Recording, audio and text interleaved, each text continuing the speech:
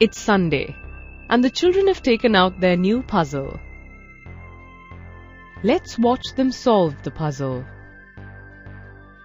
It looks like some animal. Picture puzzles are interesting. Every little piece has its own place in the puzzle and is an essential building unit, just as cells are to living organisms. The cell is the fundamental unit of life, and it has its job cut out so that the organism may live. There, the puzzle is almost done. Oh, it's a panda. Well done.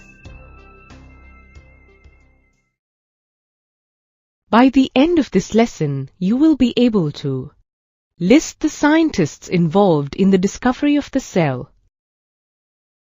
describe the working of a compound microscope, describe the microscopic examination of a plant cell,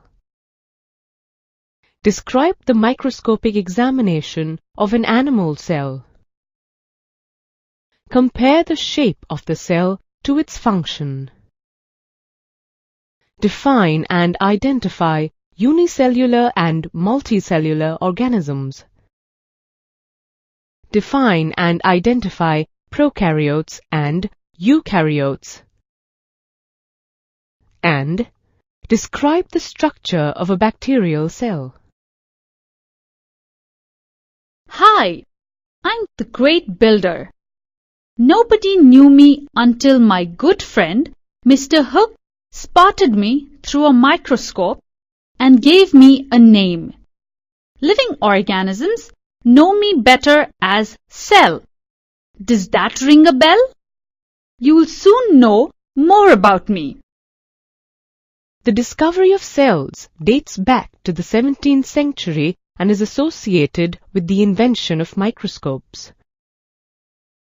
Marcello Malpighi, a microscopist, proposed that plants are made of tiny structural units called utricles.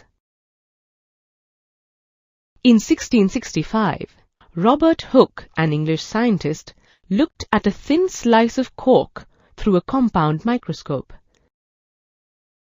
He observed many tiny, hollow, room-like structures that resembled a honeycomb and called them cells. Hooke actually saw only the outer cell walls because cork cells are not alive. Leeuwenhoek, in 1674, with the improved microscope, discovered free-living cells in pond water for the first time. Robert Brown, in 1831, discovered the nucleus in the cell. Purkinje, in 1839, coined the term protoplasm for the fluid substance of the cell. Two biologists, Schleiden in 1838 and Schwann in 1839, proposed the cell theory that all plants and animals are composed of cells. Rudolf Virchow in 1855 further expanded the cell theory by saying omnis cellula e cellula, which means all cells arise from pre-existing cells. All living organisms are made of cells. Cell is derived from the Latin word cellula, which means a little room. Plant and animal cells are too small and visible only under a microscope. So, without the microscope, you would have never known me. That's why I consider the microscope to be one of the greatest inventions of mankind. Let's see how a compound microscope works. The specimen to be observed is placed on a glass slide. The slide is then placed on the stage under an objective piece in the middle of the microscope. The light reflected from the mirror passes onto the object. From the eyepiece, a magnified image of the specimen can be seen. the side knobs are turned to get a sharper image. Let's do a microscopic examination of a plant cell. Now, this is going to be fun. Here's an onion. We'll begin by cutting it into halves. Peel off the thin inner layer using forceps.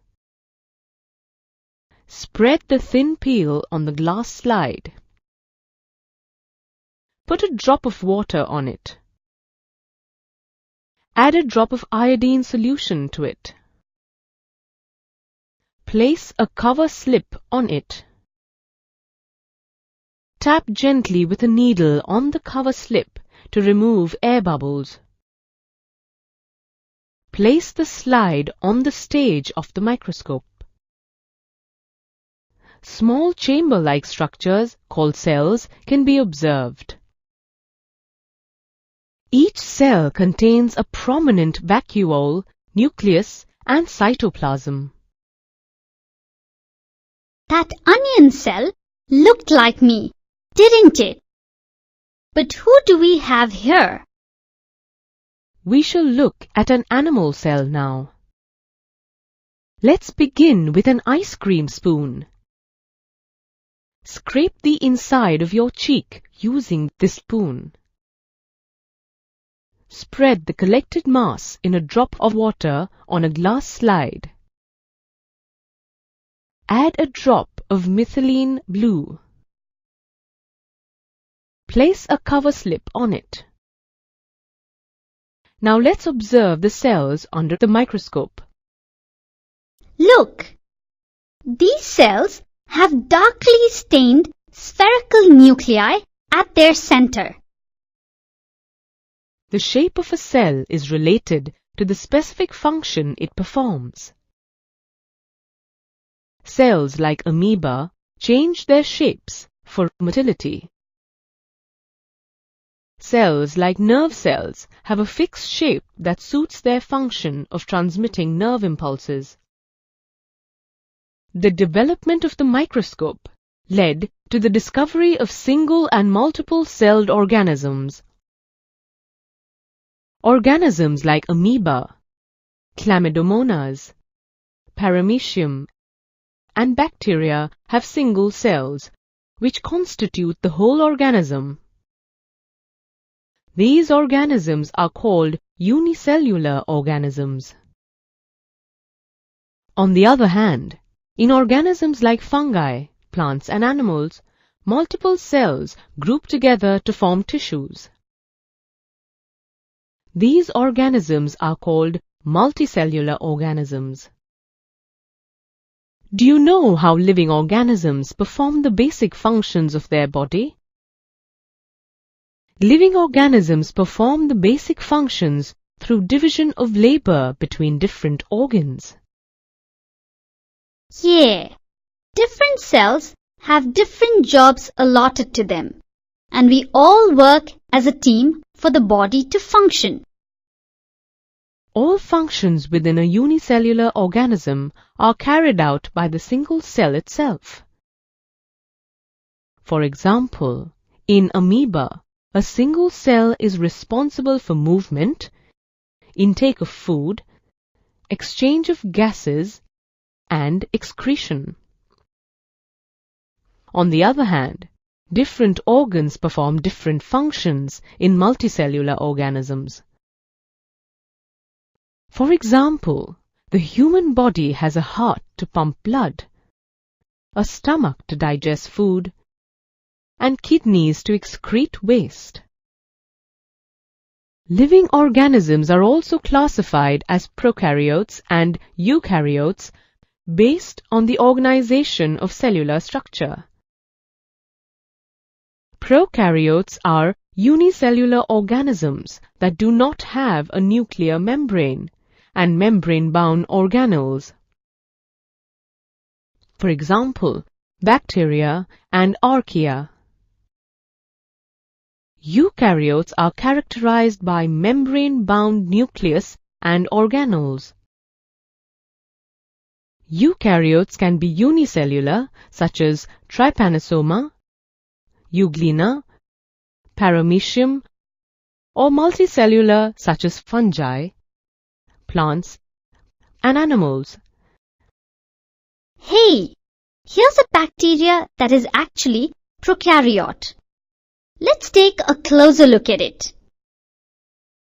The cell wall is a non-living layer composed of polysaccharides and proteins. The plasma membrane is a living membrane made of lipids. It is selectively permeable. Hence, it transports ions, nutrients, and wastes across the membrane. The cytoplasm is a clear, thick, jelly-like material that forms the seat for all the cell functions. Let's take a closer look at the cytoplasm. The cytoplasm contains the nucleoid, ribosome, and flagella. The nucleoid is a single large circular DNA molecule confined to the central region. It regulates all the functions of the cell. Ribosome transfers the genetic message into proteins. Flagella are appendages responsible for motility. Let's see the difference between prokaryotic and eukaryotic organisms. Prokaryotic DNA is not bounded by a membrane called nucleoid. Eukaryotic DNA is bounded by a nuclear membrane. Prokaryote has a single circular DNA, while eukaryote has DNA in paired chromosomes. Prokaryotes do not have vacuoles, while eukaryotes do have vacuoles,